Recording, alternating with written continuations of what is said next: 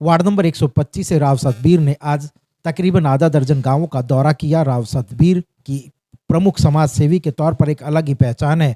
साथ ही उन्होंने किसानों या फिर अन्य दलित हो या फिर गौ भक्ति के लिए पूरे क्षेत्र में एक अलग पहचान बना कर उन्होंने निर्दलीय प्रत्याशी के तौर पर अपना नामांकन किया। साथ ही उन्हें पंचायती उम्मीदवार इसलिए कहा जाता है कि पंचायत के द्वारा उन्हें खड़ा किया गया है और पंचायत ने सीना ठोक कर कहा है कि अगर हमारे वार्ड का, हमारे देहात का अगर कोई विकास करा सकता है तो एक ही नाम है राव सतबीर। हमें किसी पार्टी की ज़रूरत नहीं है, क्योंकि पार्टियां सिर्फ झूठ बोलने के काम आती है। राव सतबीर ने कहा कि पिछले 15 सालों में भारतीय जनता पार्टी ने किसी भी तरह का कार्य नहीं किया। साथ ही उन्होंने सीधे तौर पर मुख्यमंत्री को घेरते हुए कहा कि मुख्यमंत्री जो भी कहते हैं वो पूरी तरह झूठ बोलते हैं। दिल्ली को खोखला करने का अगर काम किया है तो वो अरविंद केजरीवाल ने है, क्योंकि अरविंद केजरीवाल लोगों को फ्री का झांसा देकर लोगों को अपनी ओर आकर्षित तो कर लेते हैं, लेकिन लोग जो कष्ट कमाई, जो हम लोग टैक्सेस भरते हैं, वो फ्री में बांटने का काम अरविंद केजरीवाल की सरकार करती है। साथ ही उन्होंने हर गांव के लिए एक अलग से मैनिफेस्टो तैयार किया गया है। उन्होंने कहा विश्व स्तरीय खेल स्टेडियम बनाया जाएगा। साथ ही उन्होंने कहा कि जहां पर जल भराव है वहां जल भराव को ख़त्म किया जाएगा। उन्होंने कहा कि यहाँ पर 2007 में शीला दीक्षित की सरकार ने कूड़े का ढेर लगाने का काम किया, उसके बाद हमने एकजुट होकर ये लड़ाई लड़ी और उसके बाद अरविंद केजरीवाल भी इस तरह की योजना लाने के चक्कर में है। लेकिन मैं आपके माध्यम से बता देना चाहता हूँ, अगर इस तरह की कोई भी सरकार सोचेगी तो गांव देहात का व्यक्ति मूर्ख नहीं है, वो एकजुट हो जाएगा। मैं युवाओं के लिए सबसे बेहतर काम करूँगा, एक अलग से योजनाएं तैयार की जाएगी और बेहतर वार्ड बनाया जाएगा। और मैं आपको बता दूं कि गोकशी के मामले होते हैं। अगर अब की बार इस तरह का कोई भी मामला हुआ तो मैं साफ चेतावनी देता हूं कि अब की बार इस तरह के कोई भी मामले नहीं होंगे और हमारे वार्ड में पूरी दिल्ली में सबसे बेहतर विकास होगा। गांव दौरा किया है, काफी समस्याएं भी सामने आई हैं, जैसे कि अभी देखा था गांव के कूड़े की समस्या है, नालों की समस्या है, क्या कहना चाहेंगे?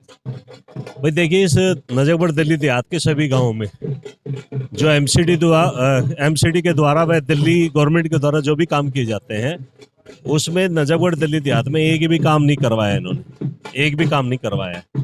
कहने को ये लोग बड़ी बड़ी योजनाओं के वायदे करते हैं, बड़ी बड़ी बातें करते हैं, लेकिन ऐसा कुछ नहीं है। आप पूरे एरिया का दौरा करो और मैं तमाम नेताओं को चुनौती देता हूँ कि इस क्षेत्र का दौरा करें लोग, किसी भी गांव का, पर्टिकुलर मैं गांव का नाम नहीं ले रहा हूँ, किसी भी गांव का दौरा करें और आके देखें कि उस गांव में कितने काम इन सरकारों ने करवाए हैं।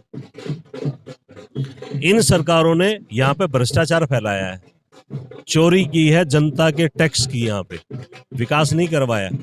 जो नीतियां और जो पॉलिसीज इन्होंने बनाई वो सिर्फ इनकी फाइलों में है और फाइलों से ही फंड गायब हो गया। जो फंड था इनका, जो अलॉटमेंट थी, वो फाइलों से ही गायब हो गया। तो हमारा सिर्फ इतना कह रहा है कि इन सरकारों को अब इतना मजबूर कर देंगे हम कि इस क्षेत्र का विकास इनको करना पड़ेगा।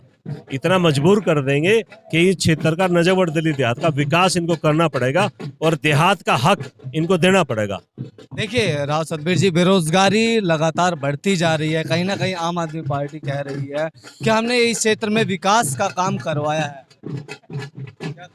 वो फ्री की झांसेबाज सरकार है केजरीवाल सरकार जो है। इन लोगों ने जितने झूठे वादे किए, शायद विश्व में कोई दूसरी पार्टी ऐसी नहीं है जो इतना झूठ बोलती है। ये फ्री के झांसेबाज हैं ये लोग। इन्होंने फ्री के झांसे देकर लोगों का वोट बटोरा है और आने वाले टाइम में 8 तारीख के बाद में सरकार, अभी आप देखिए 7 तारीख को रिजल्ट आ जाएगा, 8 तारीख से जो हमारे क्षेत्र की जनता है इनसे चुन के एक एक चीज का, एक एक रुपए का हिसाब लेना शुरू कर देगी। गांव में पगड़ी बांध कर आपको सम्मानित किया गया, मान सम्मान बहुत मिला है, बहुत भारी जन समर्थन देखने को मिल रहा है, क्या कहना चाहेंगे राव सतबीर आप? मेरे परदादा का जन्म इसी गांव का है, वो यहीं पे पैदा हुए थे और हम यहाँ से पड़ोस के गांव में हमारी जमीनें थी, जो वहाँ पे भाई लोगों ने कहा, एक भाई यहाँ पे था, एक वहाँ चला गया था, तो मैं अपने गांव में आया हूँ और मेरे लिए बड़ी फक्र की बात है कि मैं उस परिवार का आदमी हूँ जिसने अंग्रेजों के दांत खट्टे किए। मैं उस तलवार वाले परिवार का आदमी हूँ, राव तुलाराम के परिवार का व्यक्ति हूँ मैं, जिन्होंने अंग्रेजों के दांत खट्टे कर दिए थे और क्रांति की पहली लो। पहले वो ऐसे योद्धा थे जिससे अंग्रेजों की चूड़े हिल गई थी जो। तो मेरे परिवार ने आज जो मुझे मान सम्मान दिया है, इस पगड़ी के लिए, इस क्षेत्र की विकास के लिए, इस क्षेत्र की दशा और दिशा बदलने के लिए मैं अपनी गर्दन कटा सकता हूं, लेकिन इस पगड़ी का मान सम्मान नहीं घटने दूंगा। राव सतबीर जी, क्या मैसेज आप देना चाहेंगे?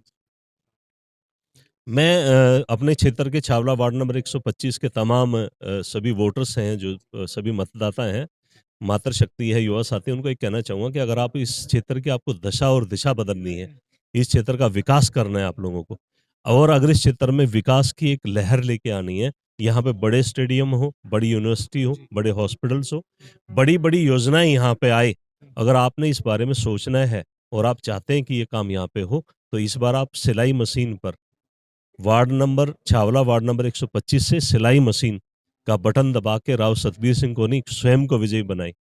राव सतबीर सिंह तो सिर्फ एक मुखौटा है, एक फोटो है, लेकिन मेरे अंदर काम करने की वो क्षमता है जो यहाँ के दिल्ली में जो सांसद है ना, उनमें भी नहीं है। राव सतबीर जी जैसे अभी आम जनता से मिल रहे हैं, क्या बाद में मिल पाएंगे, समय दे पाएंगे? मैं यहीं पैदा हुआ था, यहीं जिया हूँ, यहीं मरा हूँ। मैं यहीं पे पैदा हुआ हूँ, यहीं पे रहा हूँ। अभी पूरी उम्र मेरी 56 साल की उम्र में मैं यहीं पे हूँ, कहीं गया थोड़ी हूँ। देखिए, कई का ऐसा होता है कि जीतने के बाद समय नहीं मिल पाता, आज मेरे पास समय नहीं है, क्या? जो जीतने के बाद जो पार्षद और एमएलए काम करते हैं ना, उतने ही काम मैंने अपने 20 साल के बीते जीवन में कर चुका हूँ मैं। बड़ी सारी योजनाएं हम यहाँ पे लागू करवा चुके हैं, सरकारों से लड़ के, सरकारों को घुटने में ला के और सरकारों के हल्क में हाथ डाल के हम लोगों ने देहात का हक दिलवाया है। ये बिना राजनीति में कोई चपड़ासी बने भी हम लोग कर चुके हैं। तो ऐसा नहीं है, क्षेत्र के सभी लोग जानते हैं कि भाई हम क्या कर सकते हैं और क्या करना चाहते हैं। दूसरा, मैं दिल्ली सरकार के अधीन जितनी भी बिजली की कंपनियां काम करती हैं, कि वो अब उनको खुली चुनौती है मेरी उन लोगों को, कि अब वो लोग अवैध तरीके से दिल्ली देहात में, चाहे वो ढांसा हो, नजबगढ़ विधानसभा हो या मटियाला विधानसभा के गांव हो, अब वो अवैध तरीके से यहाँ पे बिजली के छापे नहीं डाल पाएंगे 8 तारीख के बाद में।